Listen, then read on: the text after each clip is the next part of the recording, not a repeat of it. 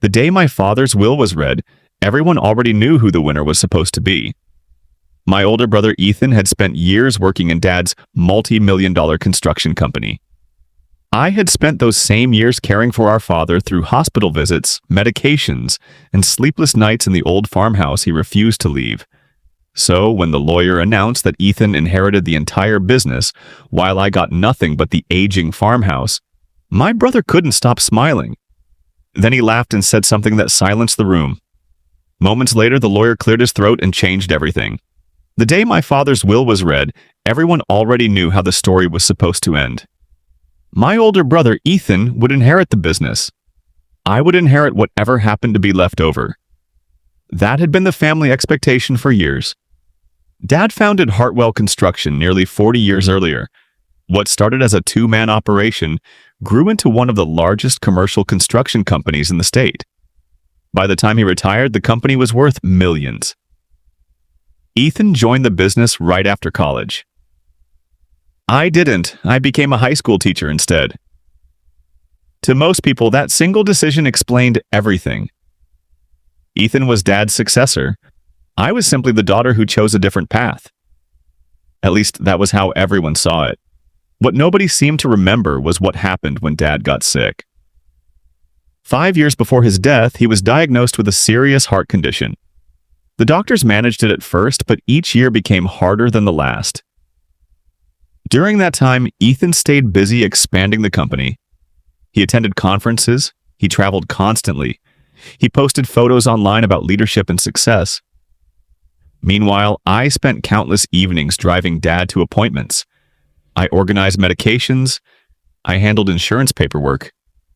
When he became too weak to live alone, I moved into the old farmhouse where he wanted to spend his remaining years.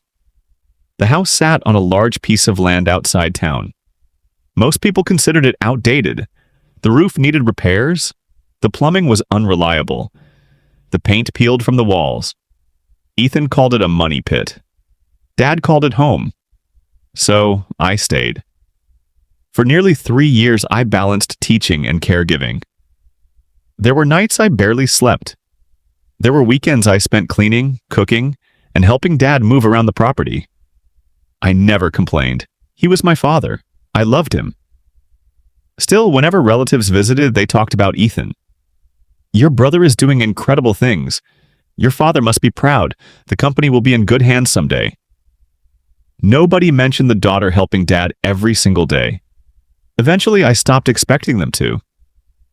When Dad passed away peacefully at 82, the funeral brought together family members I hadn't seen in years. Everyone praised his accomplishments. Everyone praised Ethan's role in the company. I stood quietly in the background. A week later, we gathered in a downtown law office for the reading of the will. The atmosphere felt strangely tense. Everyone knew a fortune was involved. My aunt whispered predictions. My cousins exchanged knowing smiles. Even Ethan looked unusually confident. The lawyer, Mr. Reynolds, adjusted his glasses and opened a thick folder. Your father's estate has been carefully structured, he began. The room immediately fell silent. Several minutes later, he reached the part everyone had been waiting for. Hartwell Construction and all controlling interests shall pass to Ethan Hartwell. A few relatives nodded knowingly. Ethan smiled, then the lawyer continued. The farmhouse and surrounding property shall pass entirely to Emily Hartwell. That was it. The room erupted with whispers. Ethan leaned back in his chair and laughed. Wow, he said loudly. Several people looked uncomfortable. He didn't care. I guess Dad knew who could actually handle responsibility. A few relatives forced nervous smiles. Ethan shook his head and looked directly at me. You spent years taking care of him and ended up with the old house. More laughter. Then he added the comment that made the room freeze.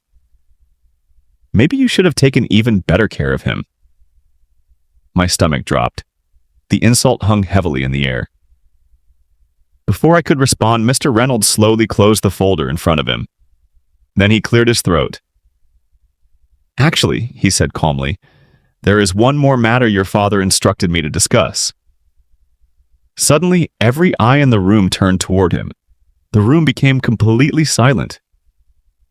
Ethan's smug smile remained firmly in place as he leaned back in his chair. Across the table, Mr. Reynolds folded his hands. "As I was saying," he continued calmly, "there is one additional matter your father instructed me to address only after the primary inheritance was announced." Ethan chuckled. "What is it? A collection of old tools?" A few relatives laughed. Mr. Reynolds ignored them. Instead, he opened a second envelope. Unlike the thick legal folder, this envelope looked worn and personal. "Your father wrote a letter," he said. "He specifically requested that it be read aloud." For the first time all afternoon, I felt my chest tighten. Dad had never been a man of long speeches. If he had left a letter, it mattered. Mr. Reynolds unfolded the pages. "Dear family," he began. "If you are hearing this, then I am gone. Before anyone decides who received more and who received less, I ask you to listen carefully." The room grew still. Ethan helped build my business, and for that I am grateful. He earned his position through years of work. The company belongs with someone who understands its operations. Ethan nodded proudly. Then the lawyer continued, "However, success is not measured only by profit." The smile slowly faded from Ethan's face. For years, one person showed up every day expecting nothing in return. One person gave up opportunities, weekends, sleep, and comfort to make sure I was never alone. My eyes immediately filled with tears. Emily never asked what she would inherit. She only asked whether I needed anything. Several relatives lowered their eyes. The lawyer turned the page. "That is why I chose to leave her something far more important than a company." The room shifted with curiosity. Mr. Reynolds reached into his briefcase and removed another document. 6 years ago, he explained, Mr. Hartwell quietly purchased the remaining ownership rights connected to the farmland surrounding the farmhouse. Confused murmurs spread through the room. "What ownership rights?" Ethan asked. Mr. Reynolds adjusted his glasses. "Mineral, energy, and development rights." The confusion disappeared instantly. Even Ethan sat forward. The lawyer placed several papers on the table.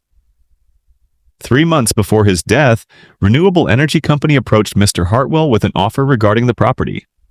Nobody spoke.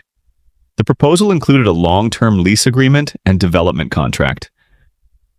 Ethan's expression changed completely. "How much?" he asked. Mr. Reynolds looked directly at him. "The projected value exceeds the current value of Hartwell Construction." The exploded. My aunt gasped. My cousin stared in disbelief. Someone actually dropped a coffee cup. "That can't be right," Ethan said. "It is," Mr. Reynolds replied. Then he slid another document across the table. "There is one additional detail." The lawyer pointed towards several financial statements. "The company your father left Ethan carries significant expansion loans, contractual obligations, and operating liabilities." Ethan grabbed the papers. The confidence drained from his face with every page. "The business remains profitable," Mr. Reynolds clarified, "but it also carries substantial responsibility and risk." Meanwhile, the farmhouse came with no debt, no obligations, only opportunity. The lawyer returned to Dad's letter. If Emily receives this property, she receives it because she understands something Ethan never did. My throat tightened. People spend their lives chasing valuable things. Emily spent hers valuing people. Tears rolled down my cheeks. The room was silent again. Dad's final words echoed through the office. "She cared for me when there was no reward. Therefore, I trust her with the future." When the reading ended, nobody looked at Ethan. Nobody laughed.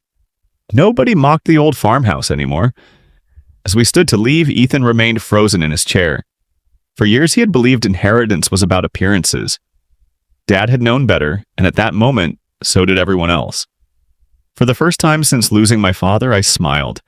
Not because of what I inherited, but because Dad's final lesson had been heard exactly as he intended.